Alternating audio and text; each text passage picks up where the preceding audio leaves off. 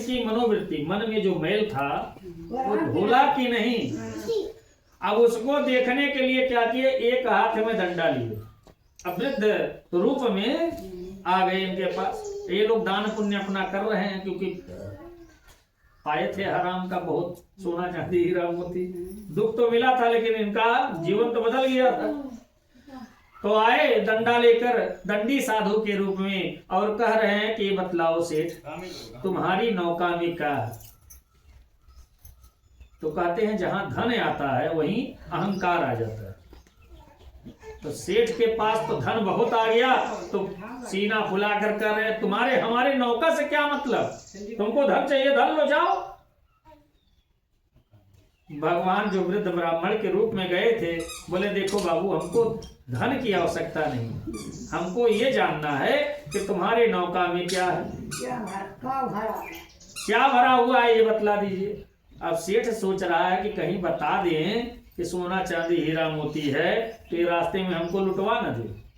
तो ये अपना दिमाग लगाए, कह रहे हैं देखो हमारे नौका में क्या क्या है, धनिया है, हल्दी है, जीरा है, मिर्च है, हर्रे है, बहर्रे है, तेज पत्ता है, सारा कुछ बता दिए बनी उठी आइटम। भगवान बोले कि तुम्हारे मुख से जो जो निकला तुम्हारी वाणी सत्य है।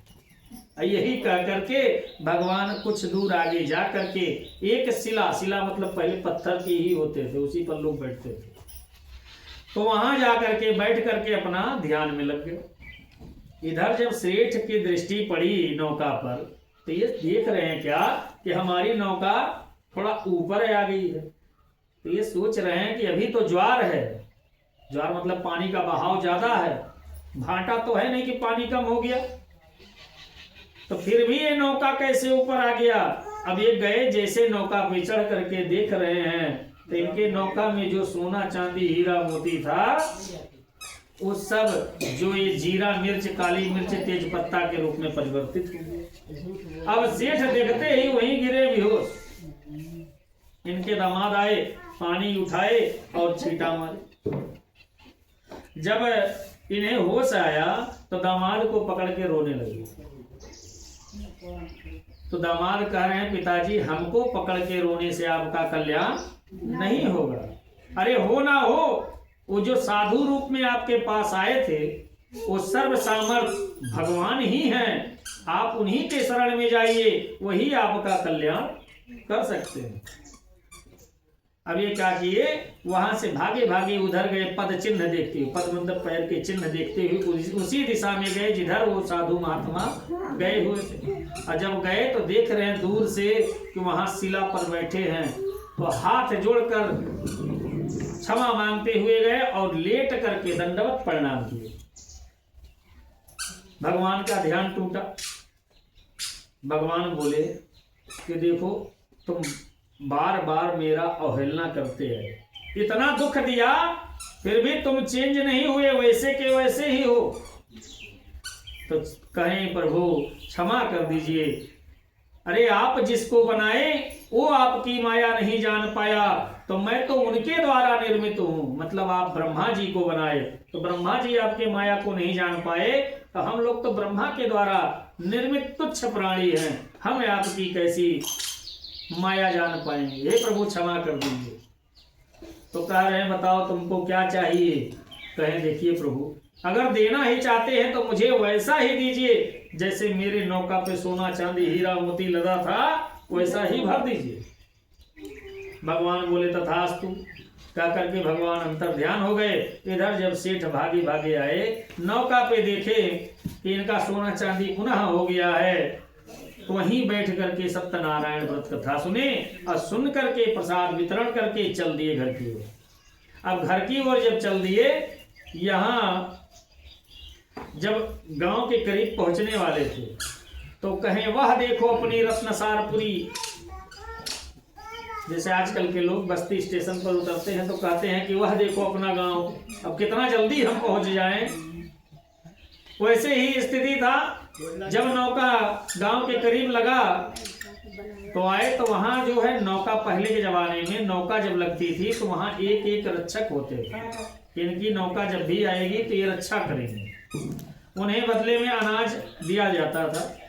तो जब इनका नौका आया तो अपने धन के रक्षक दूत को कहें कि जाओ और हमारे घर और सेठानी से कह दो कि आज सेठ आ गए, बहुत धन लेकर आए हैं। ये चल दिया दूत। आया तो देखा सेठानी एक तरफ पूजा कर रही है, बिटिया एक तरफ। जब सेठानी की दृष्टि गई द्वार पर, तो जब उनको देखी दूत को, तो सेठानी तो समझ गई, लेकिन ये इशारा में कहा कि सेठ आ गए, बहुत लाए हैं, चलो। तो सेठानी इशारा में कही कि तुम चलो, हम आते हैं।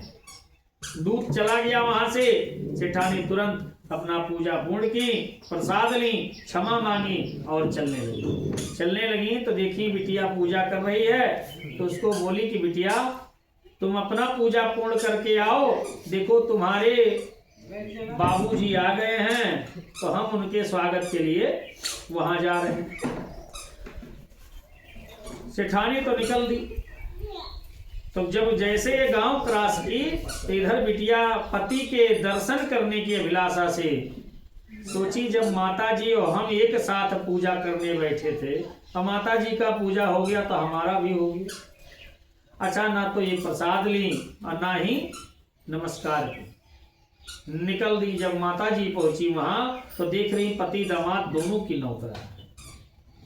बेटी पहुंचने वाली थी, तब तक क्या आश्चर्य हुआ कि नौका सहित दामाद जी अदृश्य हो गए। वहां मल्लाह चिंता करने लगे कि बताओ, एक से एक इतनी बड़ी बड़ी नदी क्रॉस करके चले आए, कहीं कुछ नहीं हुआ।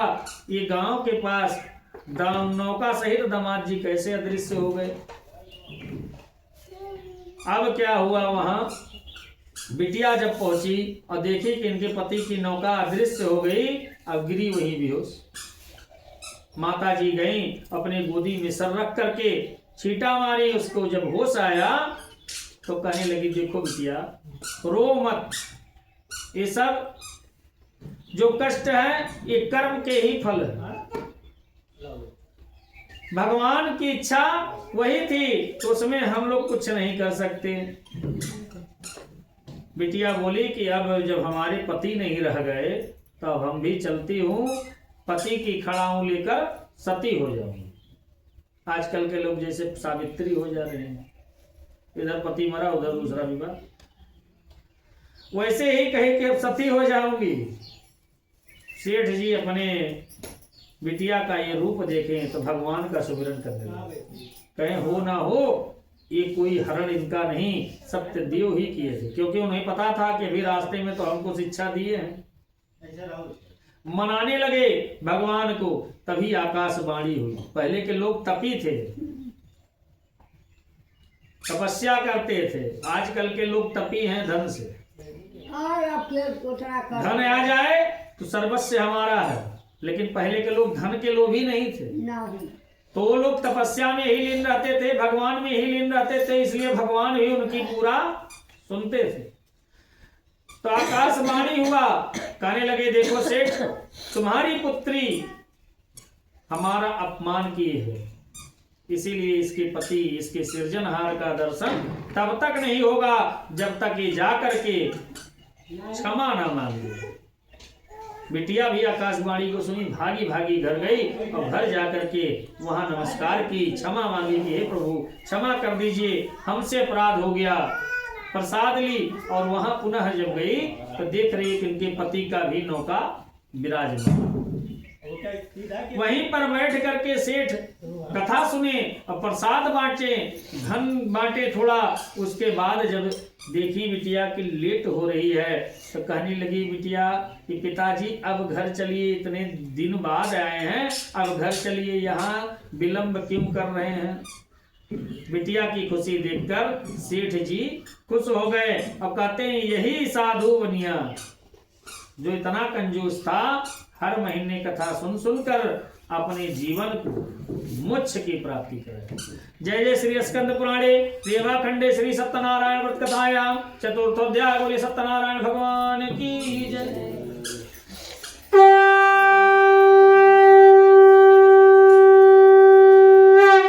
बंद कर ले भैया, जला डाले हो। बेलपत्र को लियो। नहीं लाया।